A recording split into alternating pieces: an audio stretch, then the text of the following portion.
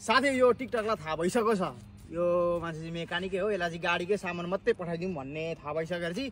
गाडीको सामान मात्रै पठाउँछ होइन धेरैवटा पठाइसकेको छ तर धेरैवटा म भिडियो लगाउँदिनँ किनभने चाहिने लगाउँछु होइन त्यसो त तपाईँहरूलाई पनि काम लागोस् भनेर यो पालि चाहिँ के आएको छ भन्नुहुन्छ नि यो क्लिप्स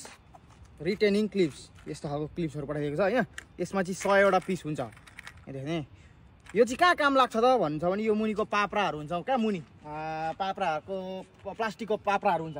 त्यसलाई अड्काउने क्लिप चाहिँ यो अनि त्यो खोल्ने पनि पठाइन्छ यो यहाँ अगाडि म माथिको देखाइदिन्छु मुनिको त भिडियो मुनि सुतेर बनाउनु पर्ने हुन्छ होइन माथि पनि यस्तो क्लिप्सहरू धेरै हुन्छ यहाँनिर छ यहाँ छ होइन यो खोल्ने टुल्स पनि पठाइन्छ टक्कसँग यहाँ लगाउने होइन अनि यसलाई तान्देपछि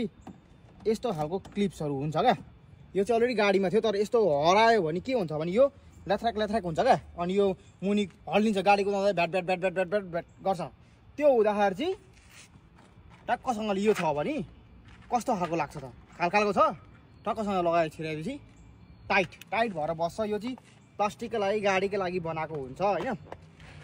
अब भनिहाल्यो नि धेरैलाई काम लाग्न सक्छ नलाग्न पनि सक्छ मैले चाहिँ अब धेरैवटा गाडी आएकोमा त्यस्तो हराएको देखिरहन्छ त्यही भएर तपाईँलाई नि यसो देख्दाखेरि चाहिने खालको सामान रहेछ भने चाहिँ मुनि मैले लिङ्क राखिदिएको छु त्यहाँबाट हेरेर लिनु होला धन्यवाद।